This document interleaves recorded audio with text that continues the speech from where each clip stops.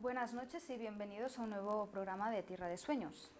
Hoy nos queremos acercar a una realidad, o más bien a un punto de vista muy particular, pero muy cercano a una realidad tan compleja como es la que se vive en un país como Israel, que desde su fundación en 1948 ha dado mucho de qué hablar al resto del mundo. Sin embargo, más allá de sus conflictos políticos, nos gustaría adentrarnos en su día a día y en su realidad social. Para ello tenemos con nosotros a Ofer Latzewicki, periodista especializado en política internacional, colaborador de varios medios y autor. Ofer, bienvenido a Tierra de Sueños. Shalom y muchas gracias, Adriana, es un gusto, un placer. Gracias a ti por estar aquí. Tú naciste en Haifa, pero te criaste en el Masnou. Sin embargo, en los últimos 4 años de tu vida has residido en Israel, desde donde has ejercido de periodista para medios tanto de España como de Israel y de Latinoamérica. ¿Cómo definirías esta realidad tan compleja que mencionaba de Israel? Bueno, justamente lo que mencionabas, Adriana, sobre mi origen explica un poco mi voluntad de querer ir ahí como periodista ya formado a conocer y a profundizar más en la sociedad israelí, porque yo nací en Haifa, esta ciudad mediterránea ubicada al norte de Israel, pero con tan solo un año mi familia se mudó aquí a Barcelona, posteriormente a Masnou. Y bien, una vez terminados mis estudios, máster en política internacional yo tenía esta voluntad de adentrarme en Israel y en su sociedad tan compleja, tan diversa, tan conflictiva, pero también tan atractiva, y salirme un poco de los tópicos que recibimos y que al final también construyeron la imagen que yo percibía de mi propio país, porque yo lo dejé siendo un bebé al final con un año. Entonces mi voluntad como periodista era aterrizar e intentar pues explorar esta diversidad que lamentablemente no llega ni de Israel ni de otros países marcados por un conflicto, ¿no? Al final solo acostumbramos a escuchar o a ver sobre Israel pues cuando pasan cosas negativas. Obviamente Israel es un país que tiene sus cargas y tiene cosas mejores y obviamente cosas criticables, pero al final no deja de tener una sociedad vibrante y compleja como la puede tener Turquía o Rusia o otros países que también viven situaciones de conflictos internos o con sus países vecinos. De hecho, un poco la imagen que nos llega de Israel es un poco el estereotipo del judío ultraortodoxo, en cierto modo, ¿no? Y quisiera que profundizaras un poco en esta manera, en la visión que nos llega aquí, en España, de este país, de Israel y de la sociedad. Un poco, ¿cuál es esta distorsión según tu punto de vista? Bueno, me parece un punto interesante el que tocas, y esto yo mismo me lo he encontrado como periodista independiente en el momento de intentar pues, vender temas, vender piezas, y cómo te das cuenta que estos estereotipos juegan un rol muy pesado y muy importante, como por ejemplo que pues, tú escribas una pieza sobre cualquier tema, crisis política, social, y innecesariamente siempre te coloquen la imagen estereotipada del judío ultraortodoxo en uno de los barrios más ortodoxos, conservadores de Jerusalén. Obviamente Israel, eso es un frame de Israel, no es que eso no exista, pero al final el sector ultraortodoxo, si bien es amplio, hoy día representa un 10% de la sociedad, en absoluto representa el ADN general israelí, porque de hecho eso no existe. Yo, por ejemplo, estos últimos 4 años he vivido en Tel Aviv, en el sur de Tel Aviv concretamente, y Tel Aviv, así como Haifa, mi ciudad natal, u otras ciudades de Israel, son reconocidas por su carácter liberal, abierto, cosmopolita, donde la religión queda muy lejos. De hecho, el Tel Avivi, por así decirlo, el original, el que reside en Tel Aviv, precisamente lo que busca, lo que persigue es una vida pues alejada, ¿no?, de la tradición, de la religión, y se fija más en Barcelona, en Berlín o en Londres, Sí, es un en carácter abrirse. cosmopolita, ¿no? Exactamente, y no por ello significa que sea menos o más judío. Al final, yo mismo soy judío israelí y no soy tradicionalista, no soy practicante, no soy religioso, y como yo, tantos cientos de miles, si no millones, que de hecho los propios fundadores y constructores de este país pertenecen a esta corriente, así decirlo, secular, laica, ¿no?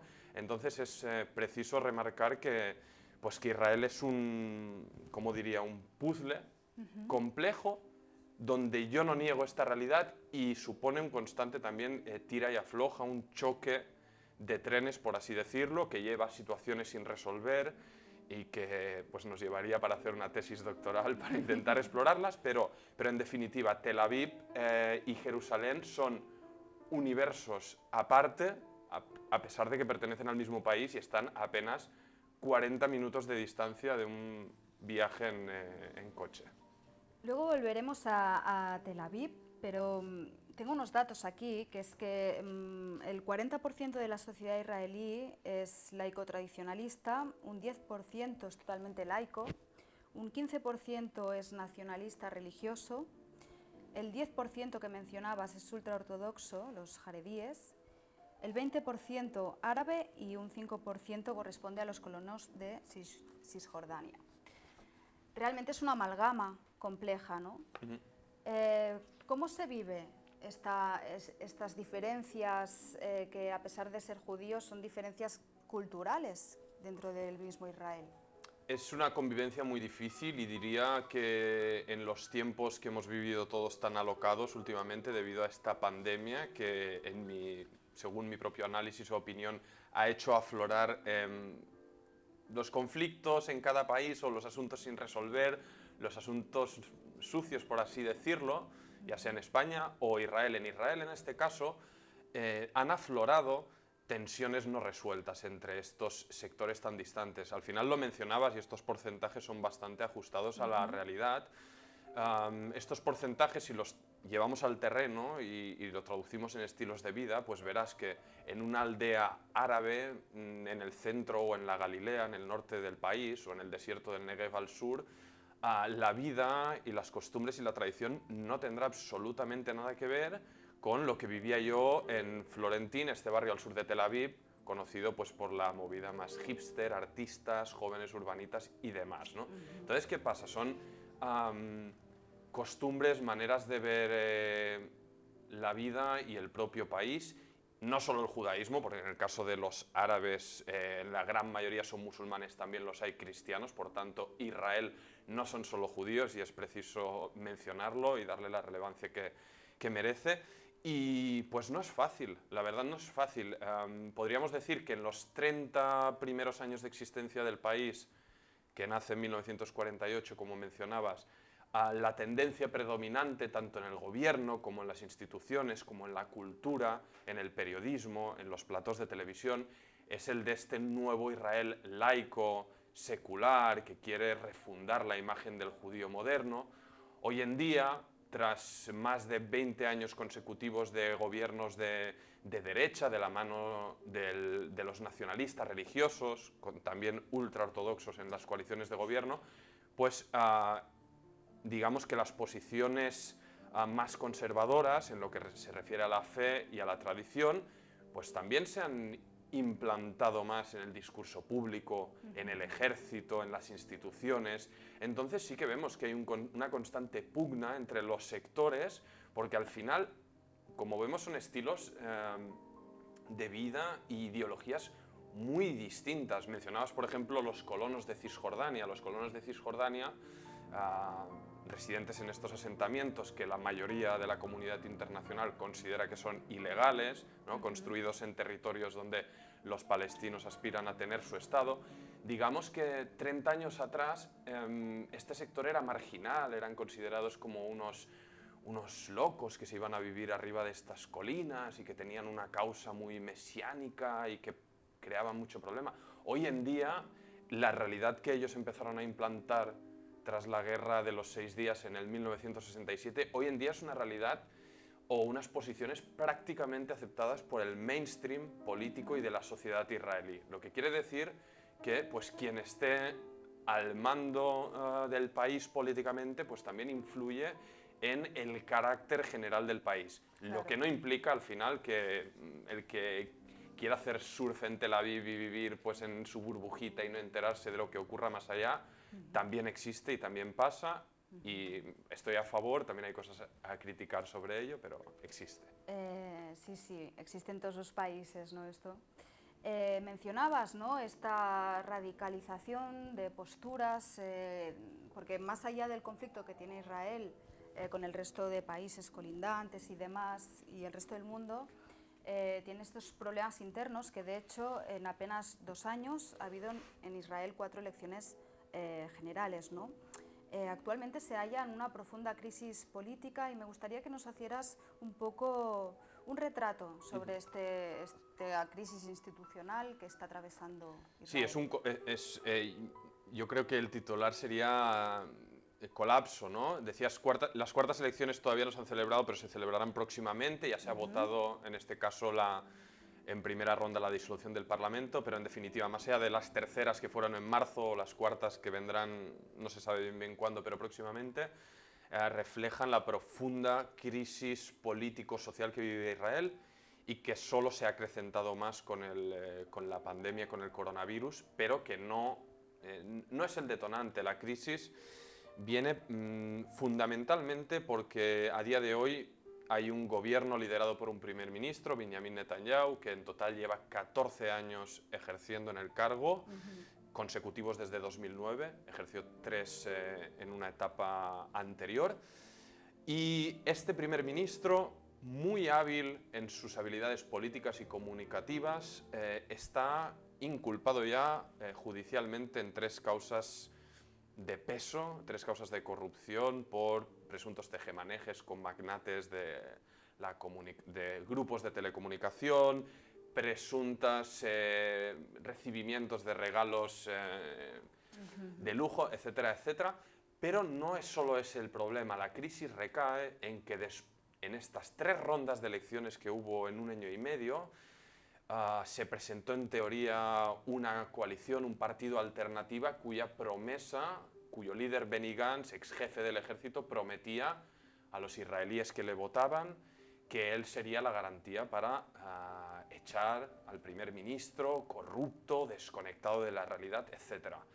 ¿Qué pasó? Tras 3 rondas electorales y en un ejercicio de traición de la voluntad de sus votantes, al final este señor, Benny Gantz, se acabó rindiendo a la presión de Netanyahu, se acabó uniendo a él en un gobierno que pues, promocionaron como un gobierno de necesidad, de urgencia, gobierno de unidad ante tiempos tan convulsos, pero que al final se probó disfuncional, en constante crisis y pelea interna, y al final pues, este señor perdió la posibilidad de lograr una oportunidad histórica, en este caso, de impulsar un cambio. Esto ha llevado a una movilización social creciente y sobre todo al despertar de una generación joven, de la gente de 20 largos, 30, 40, que podríamos decir que hasta antes de la pandemia vivía un poco desconectada de la realidad política, que bueno, decía, ¿no?, que eso es un terreno sucio, a mí no me interesa, mientras yo pueda trabajar y de vez en cuando viajar por Europa, por el mundo, para airearme de esta convulsa realidad que es vivir el día a día de Israel, pues mira, sigo adelante. En el día en que lo pierdo todo, pierdo los trabajos, las ocupaciones, los sueños, me doy cuenta muchos se dan cuenta de la situación política tan grave que vive el país. Y pues ayer mismo me llegaban los vídeos desde Tel Aviv. Cada semana, cada sábado, incluso días entre semana, la gente está saliendo a las calles en Jerusalén a rodear la residencia oficial del primer ministro, que incluso intentó vetar y prohibir estas marchas y generó un efecto boomerang. Por tanto, claro, la calle en Israel está caliente, como yo nunca había visto antes, y bien, veremos. Pero al final, como todo, en toda democracia todo se tiene que traducir en votos y mayorías parlamentarias, por tanto, cuando se den estas cuartas elecciones, ya veremos qué ocurre, Adriana. De hecho, vivimos en un mundo muy convulso, muy cambiante, y de hecho las formas tradicionales de hacer periodismo precisamente han dado lugar también a nuevos modelos, ¿no? ¿Cómo has vivido tú esta experiencia de ejercer el periodismo en el siglo XXI y en este contexto? Pues la verdad que no es tarea fácil, y como periodista, ni cuando empecé hace más de 5 años a viajar a Israel y los territorios palestinos, nunca quise que se hable de mi figura como periodista, porque no creo que se tenga que hablar de nosotros. Nosotros somos transmisores de realidades que debemos, o creo que debemos intentar ejercer nuestro oficio con la mayor honestidad posible. Sí que es verdad que nuestra generación de gente que acabamos la carrera justo en el surgimiento de la crisis económica en 2008, pues la gente que hacemos o que queremos ejercer la información internacional, viajar por el mundo, escribir crónicas, no tenemos o no disfrutamos de las condiciones que podía tener un corresponsal hace 10-15 años, que podía ir destinado a Jerusalén o a Estambul o donde fuera y tener un generoso sueldo y su vida costeada, etc. Nosotros nos vemos con una realidad muy diferente, en que tú vas como freelance, como independiente, y estás en una lucha constante por intentar vender lo suficiente, colocar las suficientes crónicas, también colaborar con radios, televisiones, editar vídeos, es decir, reinventarte e interiorizar el multitasking desde el minuto cero. Pero bueno, ese reto al final a mí personalmente sí que me fue bien, porque me dio alas a aprender un montón, a empezar a colaborar pues con agencias de vídeo, a trabajar en la radio pública de Israel, a escribir crónicas para periódicos de España. Actualmente lo hago para La Razón de Madrid. Bueno, un poco abrir las miras y a no cerrar y asumir que si, oye, no te ganas la vida plenamente ejerciendo tu oficio, no es el fin del mundo. Se pueden hacer otras cosas, cuesta, pero ya lo tenemos asumido desde el minuto cero. Por tanto, es más complejo, es tal vez más costoso, pero como todo en la vida, ¿no? Si lo quieres hacer, yo invito a los periodistas de nuestra generación o más jóvenes, que si al final es su voluntad, oye, lanzarse, intentarlo y sí, suerte. desde luego también es muy vocacional, ¿no? Quería hablar de Haifa, que es precisamente donde tú naciste, Ofer. En esta ciudad se celebra cada año una festividad que se llama, no sé si lo voy a pronunciar bien, Hag HaHagim. Hag HaHagim, la fiesta de las fiestas. La fiesta de las fiestas, donde se unen la Navidad, el Hanukkah y el Ramadán, ¿no? Un poco en esta voluntad de conciliar posturas y estas religiones, ¿no? ¿Tú crees que más allá de estos conflictos y estas diferencias políticas se están estableciendo foros como este para que haya un acercamiento? ¿Se están haciendo esfuerzos en este sentido? Bueno, en Haifa absolutamente. O sea, yo diría que la burbuja, Israel son burbujas, ¿no? Ahora que tanto se habla de burbujas en tiempos de pandemia.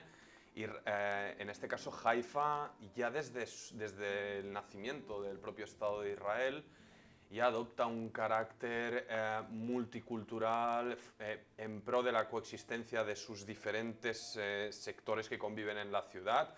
Al final, Haifa, a pesar de la realidad de Israel, Palestina, esta vida conflictiva, siempre ha sido un foco y ha ido un poco a la contra de las políticas, sobre todo en los últimos años, de lo que sería el gobierno central.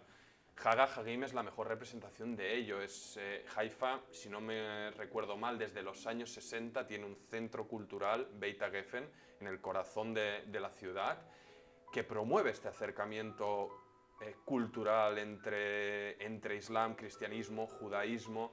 Mencionabas, efectivamente, se juntan las fiestas y es algo muy lindo. Se junta el Hanukkah, la Navidad y Ramadán, que normalmente es mucho antes en el calendario, cae sobre el verano, pero simbólicamente también se suele añadir para agrupar a todos. Entonces, pues pasa algo muy único, ¿no? Como que llega la primera vela de Hanukkah, el encendido de la vela, y hay una Hanukkah, un candelabro enorme, y se encienden las velas, y al lado ves un árbol de Navidad enorme también, frente a los míticos jardines bahá'íes, que son la panorámica por excelencia de Haifa. Y el carácter de la ciudad, ojalá existiera en otras localidades, porque es un modelo, yo diría, exitoso y no creado desde los dogmas. Es decir, la paz o la coexistencia no es algo que pertenezca a un sector ideológico progresista o de izquierdas. No, porque al final ahí te encuentras gente religiosa y conservadora y tradicionalista, ¿no? Tanto musulmana como judía, que ya ha crecido en una ciudad que dice abiertamente a sus residentes y a sus ciudadanos que esta es una ciudad de todos, que sus símbolos lucen en la calle y se respetan, y que se promueve desde la municipalidad esta coexistencia. Pues esperemos que este espíritu vaya impregnando poco a poco Israel, tanto en su fuero interno como de cara al resto de países. Se nos termina el tiempo, Ofer, pero te agradezco mucho tu intervención en Tierra de Sueños y te iremos siguiendo de cerca. Muy bien, muchas gracias, Adriana. Me gustas bien. Gracias a ti. Nosotros haremos una pequeña pausa para publicidad y enseguida volvemos a estar con todos ustedes. Hasta ahora.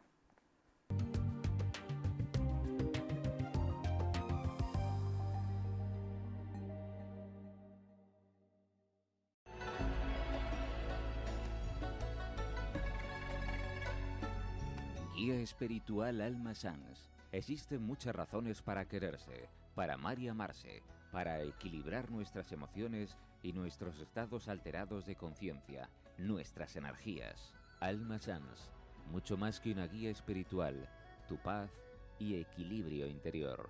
Teléfono 674-337-904. Alma Sans.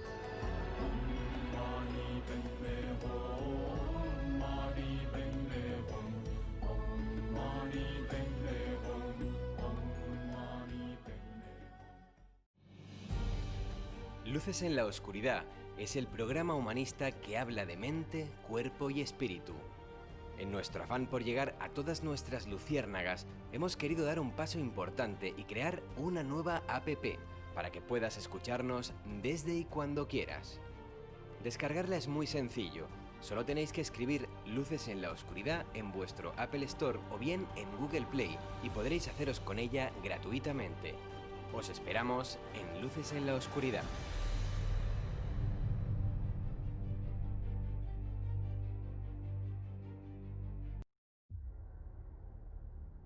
El sistema inmunitario protege tu cuerpo. Es esencial para sobrevivir. Cuando tu sistema inmunitario funciona de manera adecuada, tú te sientes bien. Tu sistema inmunitario está evolucionando día a día a medida que se enfrenta a las múltiples amenazas a la salud del mundo moderno. 4Life Transfer Factor es la forma en que la naturaleza fortalece tu sistema inmunitario.